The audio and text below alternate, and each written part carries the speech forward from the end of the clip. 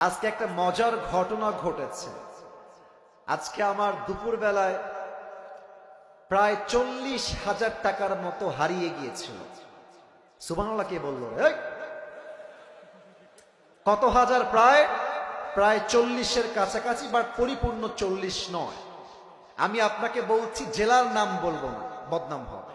হোটেলে ছিলাম ভাই, আমরা তো প্রোগ্রাম করি রাত 2টা 3টা 1টার সময় মানুষের প্রোগ্রাম শেষ হয়, ঘুমালে মাথায় সেন্স থাকে না।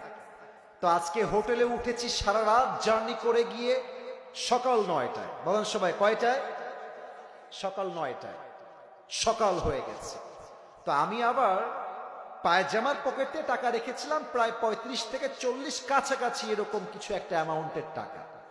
তো ঘুমানোর আগে টাকাটা পকেট থেকে বের করে বালিশের নিচে রেখেছি, বালিশের নিচে। তো ঘুম থেকে উঠেছি, জোহরের নামাজ পড়েছি, বের হয়ে গিয়েছি বাহিরে দুপুরের লাঞ্চ করার জন্য। কিন্তু টাকা যে বালিশের নিচে ছিল আমি ভুলেই গেছি।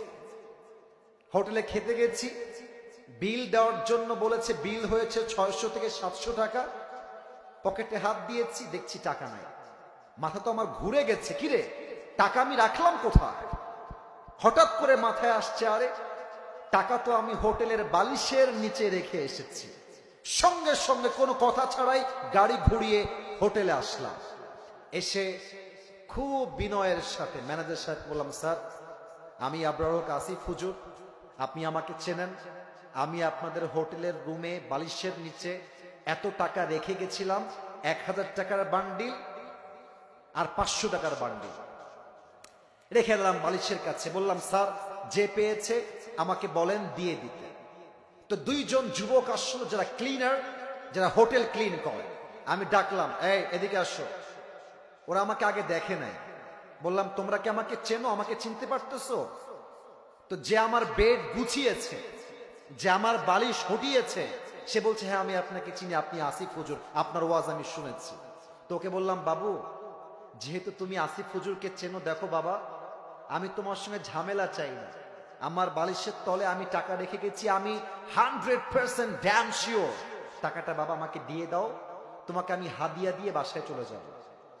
যুবকটা মুখের উপরে বলছে, না আমি এই টাকা দেখি নাই, জীবনেও না, এটা সম্ভব না, আমি 1 টাকাও হাত দেই না।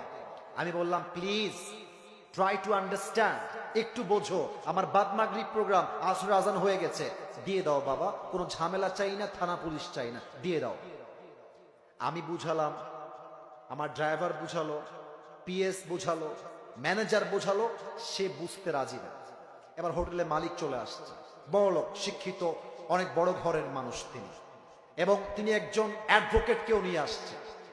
সিসিটিভি ক্যামেরা ওপেন করা হলো, কে গেছে হুজুরের রুমে আর কে বের হয়েছে।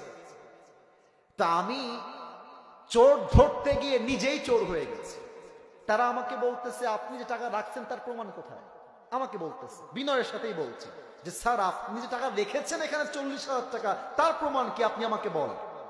আমি তো ঝগড়া চাই না, আমি সবসময় সমাধান চাই। তো আমি বললাম, একটু ক্যামেরাটা আগা পিছা করেন, সিসিটিভি ফুটেজটা সব চেক করা হলো। হোটেলের মালিক বললেন, হুজুর টাকাটা হয়তো বা আপনার স্টাফরা নিয়েছে, কারণ তারাও আপনার রুমে প্রবেশ করেছিল। আমি বললাম, দেখেন আমার স্টাফরা, they have been working with me just for 4 years, প্রায় 4 বছর যাবত আমার সঙ্গে তারা আছে, আমার 1 পয়সা হাত দেয়নি আজ অব্দি, ওরা নিতে পারে না, প্লিজ একটু সমাধানে আসেন। না, উনি মানতে রাজি না, উনি বললেন এটা হতে পারে না, আমরা সরি। লাস্টে যখন ফিরে আসবো, টাকার আশাই বাদ দিয়ে দিয়েছি।